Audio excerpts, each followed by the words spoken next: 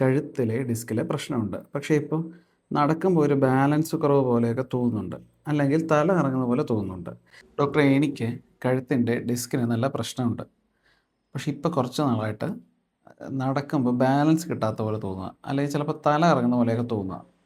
ഇത് ഡിസ്കിൻ്റെ കഴുത്തിൻ്റെ പ്രശ്നം കൊണ്ട് തന്നെയാണോ?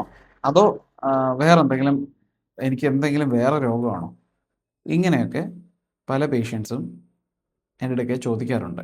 പ്രത്യേകിച്ച് കഴുത്തിൻ്റെ പ്രശ്നമായിട്ട് വരുന്ന പേഷ്യൻസ്. കഴുത്തിലെ ഡിസ്ക് പ്രോബ്ലം ഉള്ളവരിൽ ഇങ്ങനെ ചില ലക്ഷണങ്ങൾ കാണുന്നത് വളരെ സാധാരണമാണ്. ഇതിന് പ്രധാനമായി 2 കാരണങ്ങളാണ് ഉള്ളത്. ഒന്നാമത്തേത് പ്രൊപ്രിയോസെപ്ഷൻ തകരാറാകുന്നതുകൊണ്ടാണ്. നമ്മുടെ ശരീരം ഏത് പൊസിഷനിലാണ് നിൽക്കുന്നത് തലച്ചോറിന് മനസ്സിലാക്കി കൊടുക്കുന്ന സെൻസറുകൾ നമ്മുടെ കഴുത്തിലെ ഈ പേശികളിലുണ്ട്.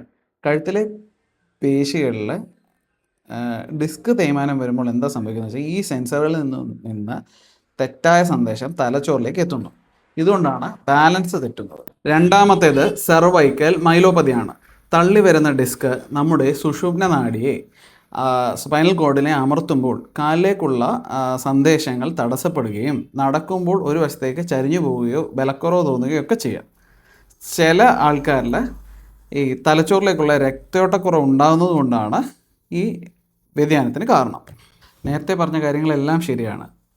പക്ഷേ എല്ലാ ബാലൻസ് പ്രശ്നങ്ങളും കഴുത്തിൻ്റെ പ്രോബ്ലം കൊണ്ടാകണമെന്ന് നിർബന്ധമില്ല. നമ്മുടെ ചെവിക്കുള്ളിലെ തകരാറുകൾ, ഇന്നർ ഇയറിലെ പ്രശ്നങ്ങൾ കൊണ്ടും ഇതേപോലെ ബാലൻസിൻ്റെ പ്രശ്നങ്ങളുണ്ടാവാം. അല്ലെങ്കിൽ തലച്ചോറിൻ്റെ മറ്റ് വ്യതിയാനങ്ങൾ കൊണ്ടും പ്രശ്നങ്ങളുണ്ടാവാറുണ്ട്.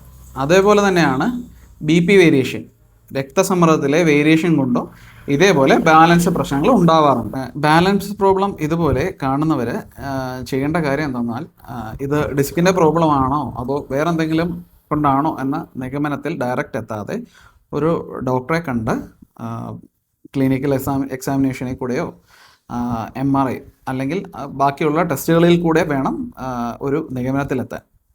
ഒരു വിദഗ്ധോപദേശം തേടേണ്ടത് അത്യാവശ്യമാണ്.